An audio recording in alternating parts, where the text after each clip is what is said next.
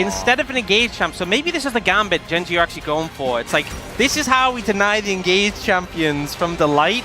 We stick him on Lulu, but then you're also dealing with Viper with Zeri Lulu, which is still problematic. So and Lulu can build Mikhail, so he can go Ghost in this game if he would like. I mean, the Zeri is potentially going to pop off in a huge way. The Nautilus is no longer pickable unless they want to put that in like the top lane or the mid lane, right? They're going to take away the TF as well, just to take away less or more point-and-click stuff to make Viper's life even more easy. Yep, I mean, I think the fact that you avoid the Vi and the Nord definitely makes this set up for a Viper carry game. And he didn't have the best performance last game, a couple of times caught out, obviously cleaned up in the end. But this should be a pretty one where we're looking for him to carry. So definitely pressures on his shoulders. But also, Lulu Xin Zhao is a really strong combo as well. Yep. You think of jungle support pairings. In fact, way back in the day, we used to see Xin Zhao paired up. I mean, that's kind of what we saw the Karma Xin Zhao as being that mid-jungle. But back in the mid-day when Lulu mid was a thing, Lulu Xin Zhao was also a combo. So I think you have a lot of value in the early skirmishes with that. And then later on, you just buff the Zeri and you're kind of vibing. Yeah. When you said way back in the day, I thought you were talking about way. Oh. But no. I you was weren't. talking about Wei, you know, but I said his name twice. Ah, okay. I see. Jack's going to be taken away from the Jack Sejuani combo, and Zeka will not be allowed to play Akali. And he might just hop onto the Talia. I mean, there's still a lot of stuff left in the mid lane to pick. Yeah, I mean, I like the Talia. I think Zeka's been having really good performances on it. You can lean down towards bot lane, try and get Viper ahead, but also it kind of checks Lucian with his short range. If he dashes in and the rocks get thrown down, puts you in a really uncomfortable position. Now, you know, we've seen Aatrox so much during the regular season, but I feel like he's kind of fallen off a bit with the presence of TF and Rek'Sai, but they're both banned. So, you know, Keen feeling comfortable to pick this one up. We'll see what Doran takes into it. Oh, potentially Aurelion Sol coming out. You know, definitely a pick that doesn't have as much early pressure. Ooh. When the Jace coming, you know, I think Jace has a good amount of value here because it's not a very long-range composition from Gen G. Obviously, Jace is a pick that can be super volatile. It is a good laning matchup into Aatrox, but if you misstep, he can punish you, and also, if you get ganked, it's Aatrox Sejuani. There's pretty easy setup, so Doran does have to be careful. But the Aurelion Sol, typically something we've seen more into the Azir, kind of as a pick into that. But still, the power of the Singularity, pretty huge in terms of causing issues. But overall, I kind of like Honor Life Esports composition more. But I feel like if you're going to put chovy in a pick that wants to 1v9 in the late game, there is a lot of potential for the Aurelion Sol to do that. Yeah, I mean, we saw that he was already doing that on Azir. I guess he just didn't want to play the Azir into Talia necessarily, wanted to go for something else, as you mentioned, a bit more scaling and scalesing, because he is a dragon, on the Aurelion Sol. And we'll see if it does work out, but his early game presence is going to be missed. And that is something that Aurelion Sol doesn't necessarily have, especially compared to the Azir. Yeah, and that's sort of a concern, because typically we see the Lucian Nami bot lane struggle into Zeri Lulu in the early laning phase. Mid lane, you have Sejuani, Aurelion Sol. I can't think of a less inspiring mid-jungle combo for early pressure. And then you have this top matchup, which on paper loses in the 1v1, but I think it's going to come down to can you make an impact, or can Peanut keep him in check? Because I think if Peanut does, they're confident in all three lanes. Absolutely. Well, we'll see if it works out this time for Gen G, or if it's a 2-0. Let's hop on the rift for game 2.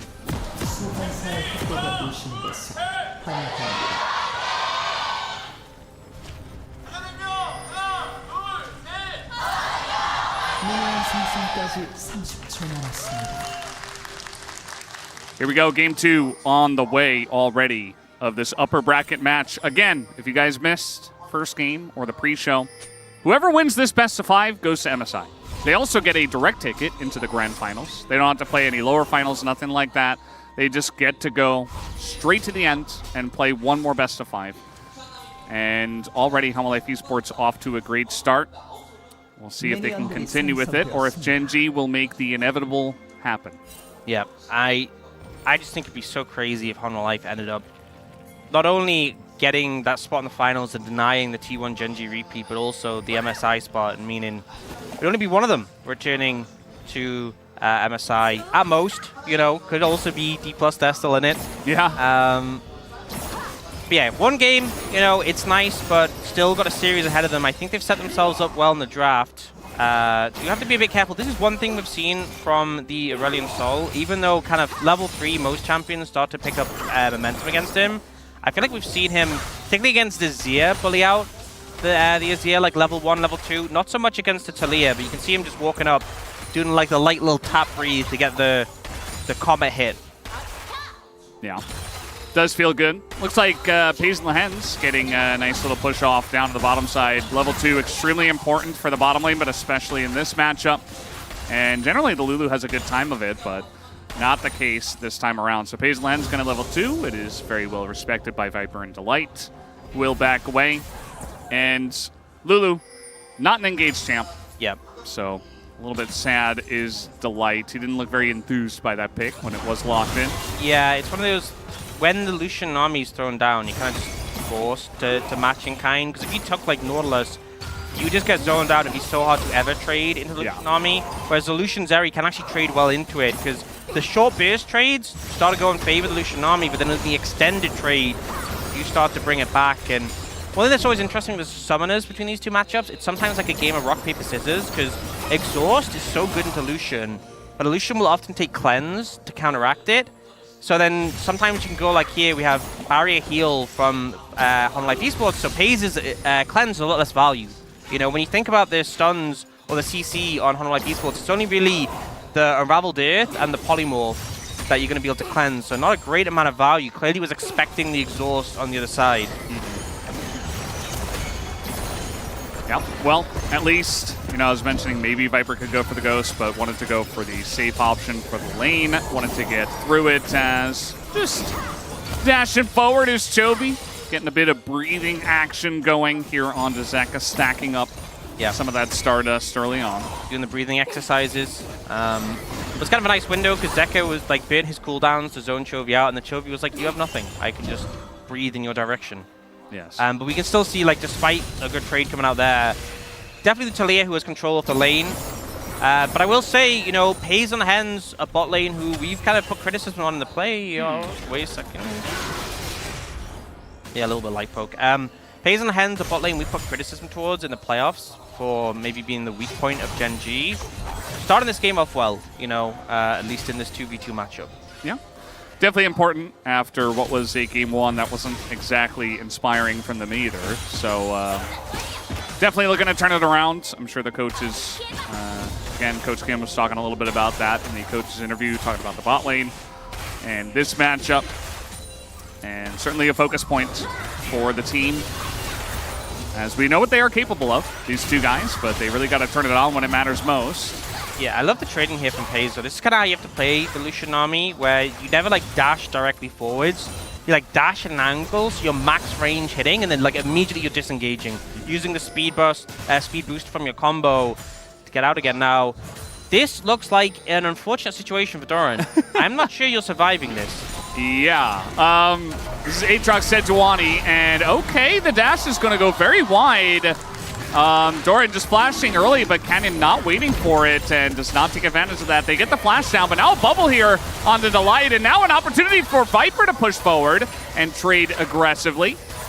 But at the end of the day, it does look like the Gen Z bottom lane is feeling pretty good about that. Yeah, ends up being a trade of summons there, heal for heal, so no big takeaway from that one.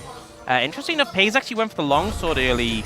We've seen Doran's star be heavily prioritized ever since they buffed it. You know, 100 health, really sizable, 10 AD as well. So it has been such a strong start that it's kind of surprising that we see someone not go for the Doran's Blade in this situation. Yeah, and Peanut, afterwards, he says, well, we know he's doing the grubs after that top gank. It's pretty predictable, so I'm just going to steal some more stuff away. And as Canyon realizes that that's probably happening, he's going to take the enemy Raptors away.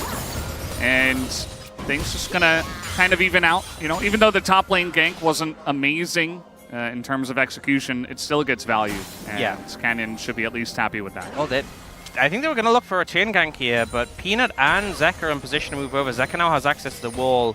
And yeah, I mean, honestly, I just think it was really well played from Doran. The flash timing was kind of perfect there to turn it around. It's going to come down here on a Zeka, and essentially just trying to win the trade and force Zeka away from even thinking about going towards the top side.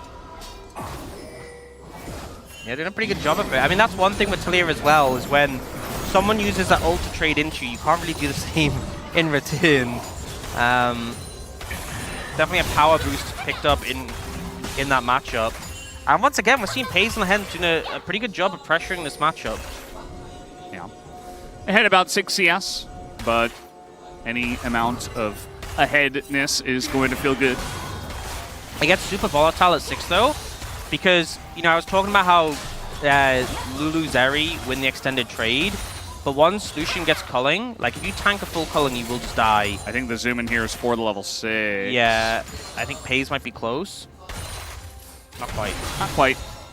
But I think also in return is that Zeri 6 is a huge spike as well. So if you like miss the culling or it's dashed away from, it's flashed away from, yeah, you can just die. We've seen people actually just, you know, culling gets procced and the Lucian's too far forward and the Zeri will just flash over him. Yeah. And say, okay, you want to fight, like, now your culling did 0 damage and now I'm going to win this extended trade, so. Yeah, you can't turn around. And actually, I think of these minions, he might be getting the level 6. Feels like Jonah Strong is definitely expecting it. Here's the return gank in the top side. No flash this time around for Doran. Zeka's coming over. Will he be here in time? Shock Blast is going to miss, and you know what? They just give it up after seeing the wall coming over that ward that they had in the jungle. Just really not wanting to take any risks up in that top side, playing it very safe with those dives. Level 6 here, actually hit by Viper first. But they're just going for the return. Okay, well, yeah, okay. Zeka doesn't have TP. He doesn't have wall. He's not here. Peanut's not here. They're still scared to go for it. They have a ward on where Peanut is. They did burn the ult from Keen, which does, it's a lot of extra AD you get from that. All right, are you diving or not? Yeah. Guys, they're just waiting, okay? They're asking permission to dive. They said in ult chat, hey, is it okay if we dive? And Doran didn't respond. Seismic shove, not available, so chovy just kind of laughs at them. And he's still here. Yeah, you don't need permission to dive. It's okay. Like, this is how the game is played. Like, you just go for it. And yes, again, as I said before, giving them the benefit of the doubt. They're trying to play it safe, but, like, it's a lot of time spent in the top lane. Yeah, you could have not been standing there that whole time. You could have opted out. Oh, this is called on a ward. And Pace is level 6. I think Viper might just die here if he doesn't back off. Okay, well, the tidal wave comes out. That is going to force the flash. I feel like Pace should have gone first. But either way, they get the flash. Probably would have been the same result if Paze goes first, but potential kill pressure. Yeah, so. I think one thing is Viper was at least paying attention. Like, he saw them moving forwards, and he was like, wait a minute. Yeah. Definitely seen times where they're just kind of oblivious in the shop, like, oh, I'm dead now. I was alive, and now I am not anymore. Delight is just next to the Sejuani, and he's on the run. The Kenyan is not going... Okay, there he is. He's going to get the flash here out of Delight, as now it all comes down on Zeka, who will have to flash away himself. That's 3 flashes consecutively taken away from the Halma-Life players. Yeah, pretty huge value there. Picking up those in quick succession. Halma-Life Esports definitely on the back foot as a result. No one gets to recall on Halma-Life Esports. Not allowed. There's no permission to do so. And Viper finally gets the back off, has the static shiv. But it just feels like the pressure's kind of mounted up from Gen G. Yeah. Light's going to be picked up by Paze as well, so he's in a pretty good spot. Get some free time. Denies a cannon from Viper, who at the back, and Peanut was not there as he was on the top side of the map. So just a nice little extension of the small lead they had down on the bottom side of the map here. About 800, 900 gold in favor of Gen G in this early game. Peanut is going to smite away a second Void Buff.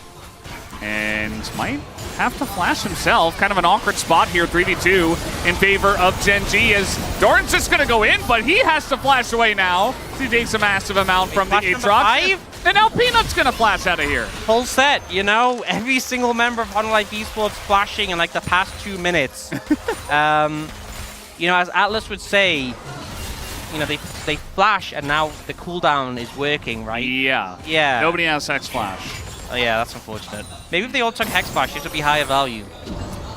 It's generally Doesn't happen that way too often, that everybody burns their flash. Yeah, just in that quick succession as well. And this kind of means that Gen G, you know, having only burnt canyons, they're in a position where they can really take control. You know, setting up this dragon is a lot easier when you don't have to ask who has flash. You know no one does.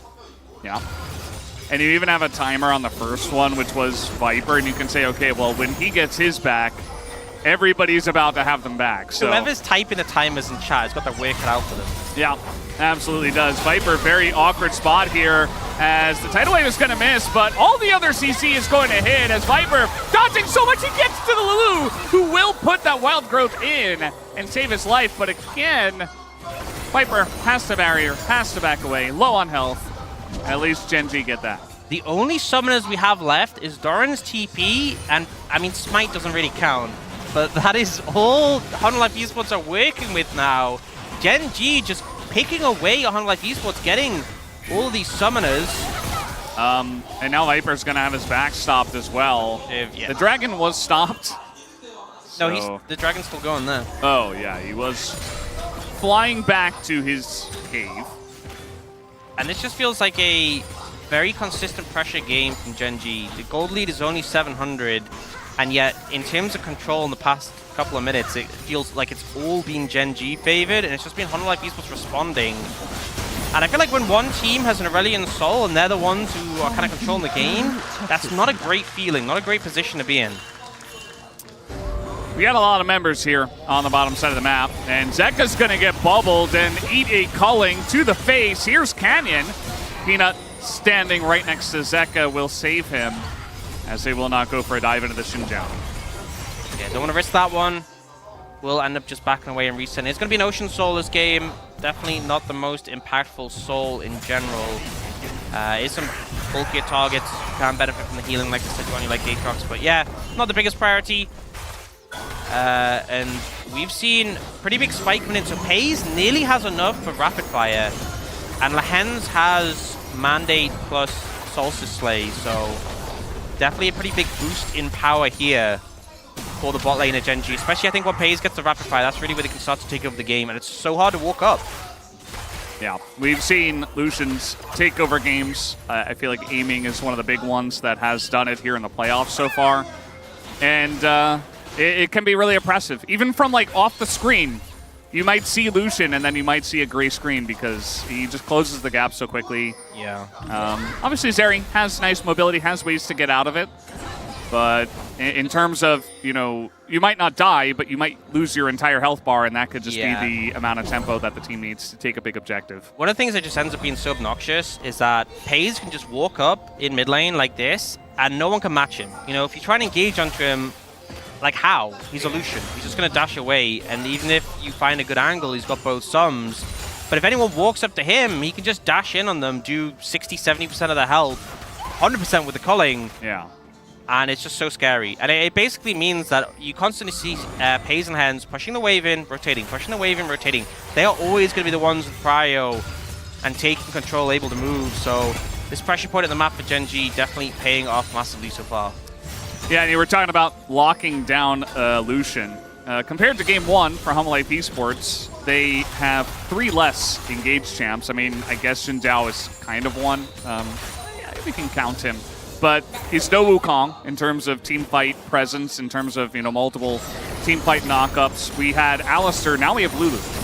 And we had Rek'Sai, now we have Jace. So, yes, maybe a bit more damage, but you don't really have much lockdown for some of the key targets, namely the Aatrox when it comes to team fights, the Lucian obviously already mentioned, but pretty much anyone can be struggled to be locked down compared to last game. And especially into an Aurelion Soul, who can kind of just put his E down late in the game and just that's it. Vibe. Yeah, just vibe. There's not much you can do in response to that. But yeah, it's definitely been a slow one here. Herald being picked up by Gen G on the top side. And they could just look to make use of this mid and pick up the mid lane tier 1 pretty early on. I don't think they're going to use it right now, but definitely potential for that to come through. Meanwhile, Peanut has made his presence felt on the bottom side of the map, which means they know he's not here. The heralding top, which I don't really agree with. Yeah, I feel like mid-tier 1 is just so much more impactful. Yeah. Well, they're going to get it. Drifted down to mid? No? I'd rather not, they say. Yeah. Maybe not as confident in their driving skills.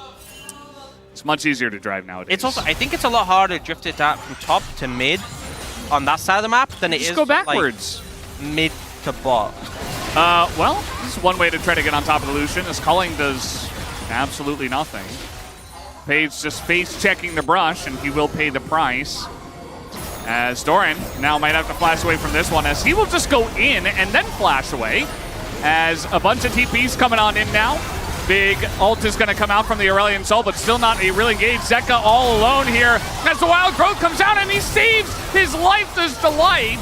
And everybody on the side of Home Life Esports will get away, as we're about to break the record for 2024 Spring latest First Blood, as we just passed the 17-minute and 14-second timer. Yeah, and Home Life Esports banning all 4 flashes. Everyone but Viper banning their flash there to avoid. They knew the record was coming. They knew they had to live a little bit longer, in the situation, but this is kind of how obnoxious Aurelion Soul can be. He just glides at you and just perma-slows, and then the TP comes in from Zeka to save, but it ends up being a terrible position to be put in. It does look like Zeka should just go down, but the Seraph's Embrace is finished, the shield comes through, and then Delight flashes in to save. Yeah. But it still feels like a big win for the side of Gen G, with how many summoners, once again, they are burning for the side of Home Life Esports. They've just been on the back foot the whole game. Yeah. We mention it every time. I mean, imagine if this were a Hex Tech or an Infernal, would be huge. It is going to be Ocean, which is going to be nice against like the Talia and Jace poke, but you know, you see Gen G, they're not going to start it up just yet. They are still trying to take this Ocean Drake down, but Chovy's in the top lane at the moment. Yeah, it does have TP if they need him to come down, but I'm not sure if I was Home Life Esports, I'd want to contest this. Yeah. Definitely feels like a precarious point of the game. I'd say just wait for 3 items on Zeri. Like, yeah. you got 1 Drake. Maybe wait till like 2 or more members of your team have flash. Potentially 3 on a good day. Seems useful. Yeah. Home Life Esports have wildly other thoughts. They are going to start the Drake themselves. And they say, come at us. They aren't unfazed. Zeka's looking, I think, for a wall angle here, though. Yeah. It is a pretty nice wall angle, as the tidal wave is going to come in. There's the wall as well. Knock up here on the Lehens, who has to flash over that wall. And once again, just waiting to see who's going to get the flip on this Drake. As Canyon in position as well, but it is going to go the way of Canyon. Peanut in a bit of trouble now. Has to use the Crescent Guard, and Keen is isolated. They take him out. First blood at 19 minutes and 14 seconds. Home Life Esports, they don't get the Drake, but they get a kill. Who needs the flashes, you know? They just end up equalizing it. Getting Chovy and Lehens is there. They don't get the Dragon, unfortunately, but again, the Soul's not huge priority. They will take the kill in that situation. Canyon's got to be a bit careful. Can't dash over those rocks, but they are setting up here. Chovy over the wall. Here he comes, but now a double bubble comes in from Lehens. Getting pretty far forward, though, and now Viper is just going to isolate Chovy and immediately punish him for that aggressive play. Yeah, just a step too far there. The bubble from Lehens was fantastic, but no one was in a position to follow up unless they wanted a tower dive, and Canyon was already so low. I just don't think it was a realistic prospect, so a bit of an overstep from Gen G. Will get punished, and Home Life Esports with a gold lead in this game. They have taken over the game. This is the Drake contest here. Yeah, the Wall does a fantastic job of splitting the team. Lehens gets caught by it. But you can see how cautious Gen G are approaching this fight. You know, they get the Dragon, the ult comes out from Chovy, but immediately they back off. Even with Peanut so low, they don't want to push forward into Home Life Esports. They lose Keen, who's just left to the Wolves, and Chovy burns his flash, which ends up paying off for Home Life Esports here. The flash in from Viper just to finish him off, knowing the glide was down, knowing the flash was unavailable. Yeah, also that's just the power of the Talia. You get the one seismic shove, it can change the entire shape of the team fight. The rocks on the ground, the unraveled earth are going to be huge in the amount of dashes that are on the side of Gen G. I know we talked about the lack of engagement on Home Life Esports, but realistically, Gen G's primary ways of starting a fight, you know, like the Sejuani ult or maybe the ult from Chovy, they're cleansable, right? And we saw Delight there. Like, the ult hit Viper from Canyon, if the Light just uses Mikhail's, you're good to go. There's also like Merc Treads on Peanut, on Zeka, diminishing the impact of that CC, so it isn't super easy for them as well into the Talia trying to engage. Viper's gonna dash into them, and yes, he cleanses, but I think he's just dead. Yeah, that was kind of confusing, as now Peanut has to flash the wall once again. They are really getting value out of that summoner spell, I guess. Yeah, I'm not so sure about Viper's decision there. I was kind of talking about the difficulty Gen G would have engaging. It's a lot easier if the enemy Zeri does that. Yeah. Just aggressively positioning, trying to get a fight going, and we have a phrase for this, Brendan. I don't know if you've heard the term limit testing. I have. That was a pretty good example of it, yeah. Great example of feeling himself after testing the winning the last game. He's like, wait, can I get a pentakill hit? No, I cannot. Well, now we know for future reference. I tested the limit. Delight might be writing it down in a notebook, like cannot dash in 1v4 and kill them all. Peanut's timing to go in on this one. He must have seen the back and known exactly when to pop out, so they get the World Ender. Not the biggest deal. Yeah, also a little bit dangerous moving all the way to the bot side with Baron up. And here, like, Paze dashes in and Viper's like, me too. Not you two. Yeah, the difference as well being, Paze had both sums, which frees you up to do things like that. Viper had no sums. So, a little bit of an oopsie. Has definitely not been a flawless series from Viper. And we said before the game, this was definitely one for him to look to carry with the Light being on the Lulu. But gold is a little bit in favor of Gen G, but it's still close. Still being close throughout this entire game, pretty much. And with Dragon up in a minute, I expect we'll see another fight over this one. Gen G already moving down to try and set up for it. I mean, Zeka's going to have his wall available, and I think as long as they have that, they feel like they have enough teamfight control to... One thing, Paze has already got IE. Yeah. That's a huge spike to have. He is quite farmed. You know, I'm saying this when I know it will never happen, but I feel like Honor just maybe shouldn't fight this, but they will. They 100% will. But I feel like it's very scary. Yeah. We also saw Keen just pick up the Propane Hydra. He actually went that second, I believe. So, some big spikes. Paze is chunked out a bit. He does have a Nami to heal him, but that's probably going to only further motivate Honor Life Esports to fight this. Yeah, I mean, it's going to push them back. You see that Gen Z don't have a lot of presence at the moment in the mid lane, whereas pretty much the entire team of Honor Life Esports is here, getting vision, getting banana breast control, as we see Peanut is doing right now. Gives them a better chance to fight over the Drake if they really do insist on it. Zeka about to get his TP back. He'll catch the wave in top. I think the roughest thing always in pro play is when you look at the items of the AD carry, and then you look at the items of the opposing frontliner, like Peanut, who has the Sundered Sky plus some, you know, couple of crystals. He's going to get massacred by Paze. If he mistimes his ult, or there's a window for Paze to dash inside and comboing in the ult, Peanut will get obliterated. Just press R, I guess. That did a lot less damage than I thought. The shield coming in clutch. Yeah, the Lulu shield. Perhaps no crits from Paze as well, you know, rolling the dice on that one. Just get lucky. That's the way it's got to be. Though. And Gen G are keeping Keen pushing the side lane as long as possible. So try to make use of that pressure, but Honor Life Esports like, no, we're taking the Dragon. I mean, Gen G could just kind of let them have it. They maybe try to steal Canyon, but don't fight. Yeah. I mean, they have control of this brush here with the Ocean Rift, right? They're going to throw out an ult as well, just kind of half-heartedly. It doesn't do anything. Peanut still in the pit, waiting for this one, and the engagement just disappears in that back line. It's now over the wall. Here comes Viper. Can't really lock down a target, even gets booped back by the wall, but they're still on the chase. They should be able to get Canyon. They also picked up that Drake, of course. As Canyon, you're not going anywhere. He will go down, and they should give this kill over to Viper, which they do. That's 2 kills over to the side of Honor Life Esports. Trying to buy as much time as possible there, Gen G, to try and stop them from being able to go Baron. Canyon literally standing on the furthest point on the map from the Baron just to try and stop them from doing it, but Canyon's still down for 25, so maybe they head over and set up for it. A really explosive start to the fight, and Lahens just disappeared. I think the Shock Blast hit him at the same time as Peanut going in, but, you know, perhaps blinking, you just miss it. Yeah, I mean, he still has flash heal. I don't blame him, though. Like, he died so incredibly quickly. Yeah, I hope they honestly slow-mo this. I think the biggest issue is maybe the positioning, but even then... Yeah, they're trying to position in this brush, but Doran gets an angle to shock blast. Like, what are you going to do? Dash, oh yeah, he just gets obliterated. Pays pretty fast in the reactions, but the damage that came out there from Doran, the wall does kind of knock Viper away from chasing down Chovy there, but I'm not sure they would necessarily be able to get him anyway. Regardless, they do pick up a couple of kills. Decent fight from Hollow Knight Esports. And they got the Dragon, so equal there. And now, not going for Baron, they want the blue buff. And and they will have it. They will have it. All 5 members against all 5 members. And they get it, I guess. Not going to start up the Baron. But Hollow Knight Esports should be feeling pretty comfortable and confident, I'd say, after the last couple of fights.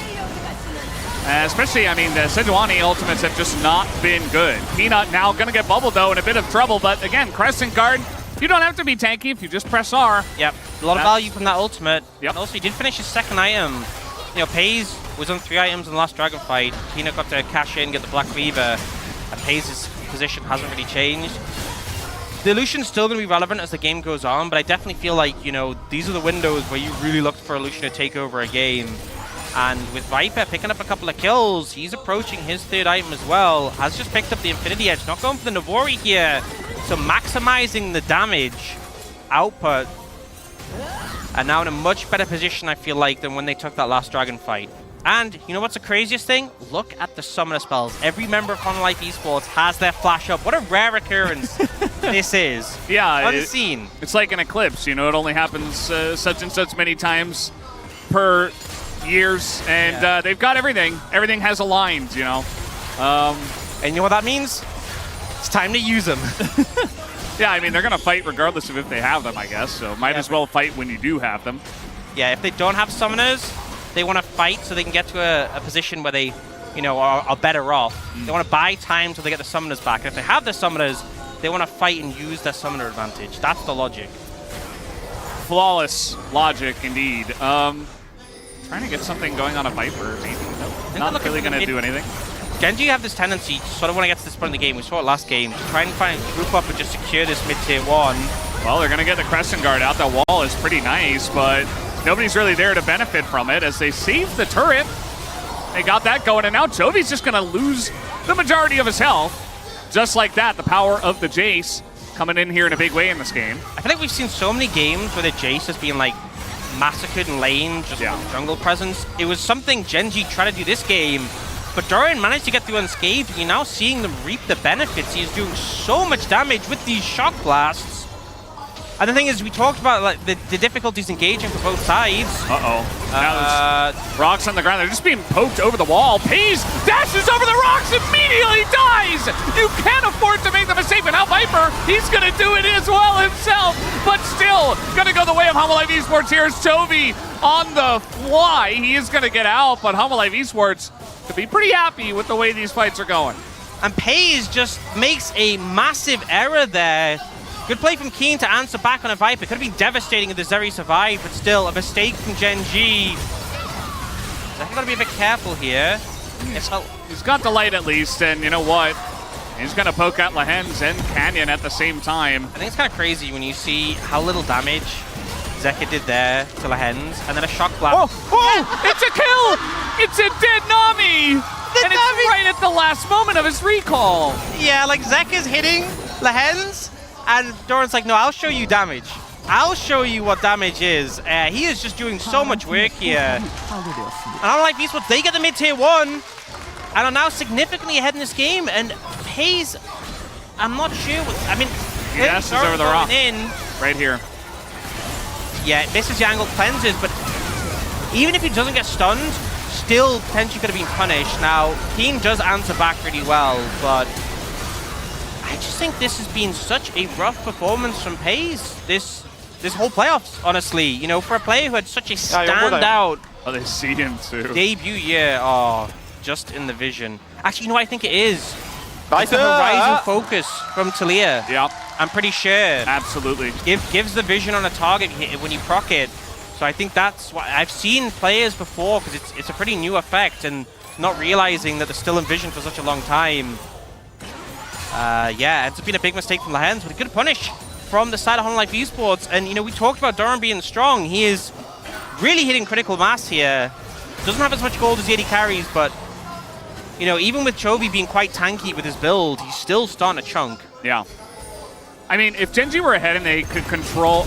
they got a little bit of an Aatrox situation. Keen world ending, and now just doesn't have health. You don't gain back health if you don't hit the enemies. That was kind of a situation where Zeka was like, oh my god, I found... Oh, it's the Aatrox. And he, like, flashed... Yeah, that's a lot of damage. He, like, flashed on the spot, because I think he just kind of panicked that he found the Aatrox, and suddenly realized he baited his full combo on him.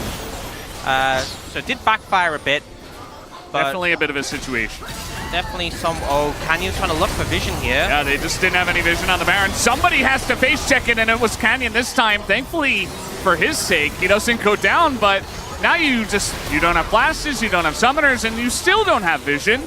And somebody has to find this, and the damage from the Jace is still incredible as the wall comes in. Zeka gonna be interrupted. He doesn't have his flash, but he stays alive with the help of his support. But now the Aatrox turns it around.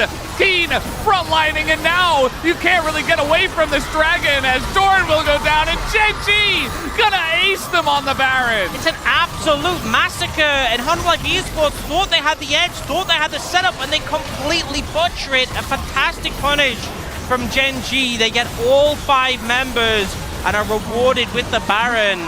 You know, Doran's getting this fantastic poke, so they think they're going to start this, but Zeka, that failed flash actually cost them everything here. Him not being able to disengage, him getting taken out, and then once again, Viper goes in, gets a kill, but they refuse to let him survive any longer. And Chovy baiting in here with the Seeker's Arm Guard. Managing to secure all those kills on that play and not go down. Just when everything looked like it was falling out of Gen G's hands, they answer back. They now have a 3,000 gold lead with Baron in hand for the 2.5 minutes. They're going to look to pressure as much as possible, get all the gold on the map that is still available. Look at that gold swing. Yeah, we've been seeing that a bit here already in this series. And this time it's Gen G's chance to capitalize. And it's going to be pretty interesting to see if Gen G can close this one out from here and how much value they are going to get out of this one, because we're very late in the game. Yeah. It's 33.5 minutes already. Remember that the first blood was so delayed, it was 19 minutes. So the momentum hasn't really, accelerated this game yet. The momentum's really picked up, and Peanut! He is going to get that Crescent Guard off. That's a lot of damage. Merc Tread's certainly helping out, but yeah, he is going to have to back away. Yeah, he's kind of hitting the point where Crescent Guard doesn't bolster your tankiness. It's the only reason you're tanky. He nearly just got annihilated. Hayes doing a ton of damage there, but not just that, but also Chovy. When games get this late, the Aurelion Soul just kind of hits critical mass and becomes almost impossible to deal with. Hayes, this time he's doing an incredible amount of damage. Zeka gonna have that Seraph's popped here. Life Esports, they do have better wave clear with this comp, of course, compared to game 1, but the amount of poke that is coming out from the Lucian is palpable. As now you see even the Aurelion Soul, Chovy getting in on this one. Viper slowed down forever, and the push is continuing. No inhibitor's broken just yet, but Gen G looking to use the last 50 seconds to take out this middle inhibitor.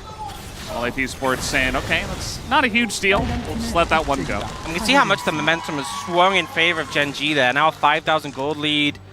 The presence from the Aurelion Soul, the singularity into the ult there, just completely zoning away Life Esports. And outside the Jace, all that pick's really going to struggle with this Aurelion Soul, who can just kind of plonk it down and stand beyond your range, really, to be effective. And the Shock Blast that we're doing so much damage, I feel like this is always the thing with Jace, is he's doing so much damage, but it's like a fine line where if you fall behind, suddenly, Pays has a Bloodthirster now, the sustain from Nami is coming in, there's a Redemption as well. Even if you hit a Shock Blast, you have to hit multiple to get value. Yeah, and look how much less damage it's suddenly doing now. Now the Lucian's doing more, but now the play on a Keen, they're going to force the flash here. Doran really trying to alley-oop that one. You're not playing Gragas, buddy, but... Yeah, going for the Jace sec there. You are going to trade flashes, I guess. The ball comes in. I'm not sure about this one. Yeah. Well, And now Zeka in the front line has to flash away. Has gonna have his life saved there just a bit. Redemption comes down, but Genji doing a good job of controlling the space around the Ocean Drake. This will be third dragon for them. Life Esports trying to find an angle in. I mean, look how ridiculous this is. What are you supposed to do? Just leave. Just leave. There's nothing you can do. Yeah, this is not the fight this time. Chovy dashing over the wall. Though, will there be another fight? Is the question I'm honestly trying to think now. Especially, I mean, we talked about the Ocean Soul not being the most impactful, but it feels like the strongest tool for Life Esports in the past 15 minutes has been that poke from Jace. And the Ocean Soul is going to be another factor limiting that. I think really the only way that Life Esports win a fight is if the Zeri pops off and is unchecked. Yeah. Like, there's not really a lot of hard CC for the Zeri on the side of Genji, and if he doesn't get blown up instantly by Aatrox in, like, the third consecutive fight in a row, maybe he does more, yeah, but... I think for me, the thing that I think would really allow Life Esports to win would be if Chovy made a big mistake and died. That would help, yeah. But I don't think that's very realistic. He has been pretty sharp this game in general. 492 stacks. Yeah, and also, Paze has gone final item Serpent's Fang. The amount of shielding between the Serap's Embrace, between the Shield Bro, between the Lulu Shield, between the Barrier from Viper. You can actually get so much value from this item, cutting down on all that protection that Life Esports has. Yeah, you definitely can. And he's... Okay, they're going to throw out an ult here, Viper. And he's going to have to dash away. Delight nearly loses his life, just flashes over the wall as now Keen with his World Ender trying to get something going here on the Zeka. As Peanut going to be frozen up. And Life Esports are just on the run, but it's so difficult to run away from the Aurelion Soul as Peanut. He's going to get knocked up. The Crescent Guard will not save him forever. And this is exactly the team fight that Genji were looking for. They get that frontliner, and they're looking for more of the base. And I feel like it's going to be so hard for them to defend from this position. Keen is threatening mid, but the Aurelion Soul just throws down the E, and what can you do? What is the response? Big Poke comes in on the hands, but he should be able to sustain through it. He will back off without taking the inhibitor, but Baron up in 13 seconds. Peanut's not going to be up in time. That needs to be the goal right now. Yeah. That's what you got to look for. And Genji might just be able to start this one up, especially because they can choke out huge portions of the map with the Aurelion Soul, and the damage on the Baron is ridiculous with the Aurelion Soul as well. They're going to get vision. They don't have smite. Will they take the fight? I think they kind of just have to send it, as Zeka, he took that literally. He's going to send himself into that backline and is going to survive. Just barely, but the Baron will go to Genji. And at this point, surviving just isn't enough. Genji get another Baron. They have a huge gold lead at this point. But honestly, more than anything, I think just how the comps interact. At no point in this entire passage of play does Life Esports do anything but run away. And that's all they can do, you know? Paze has gone from, you know, being in a precarious position, have to respect the Talia rocks, to just always playing forwards, dashing straight in. Chovy providing so much slowing potential, but the damage is also getting a bit absurd now.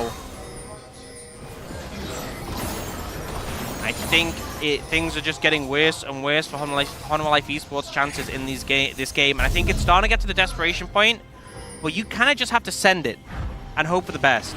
Yeah, I feel like they were trying to do that on the Baron, but Zeka went in very much alone, and Genji respected it. They got the Baron, and they got out, as Peanut in a very awkward spot here. He does have the Crescent Guard, so he will survive, but look at this. Viper is just going to go down. He immediately gets melted, and that's 2 kills that will go the way of Genji. Doran, desperation as he jumps into the 2 of them, and it's just not going to matter. Genji looking to potentially put the cap on this one. And Life Esports got to be thinking back to that Baron play where they really ended up fumbling their advantage. It has cost them dearly, and now Genji should just be able to end Life Esports and try and make a desperation play, but I don't think they have a good chance. Yep, definitely a desperation play. Genji, looks like they have done it. No knock-up here on the Chovy. And, yeah, they're just trying their best. But this Nexus will go down as we are all tied up 1-1. We have a series on our hands.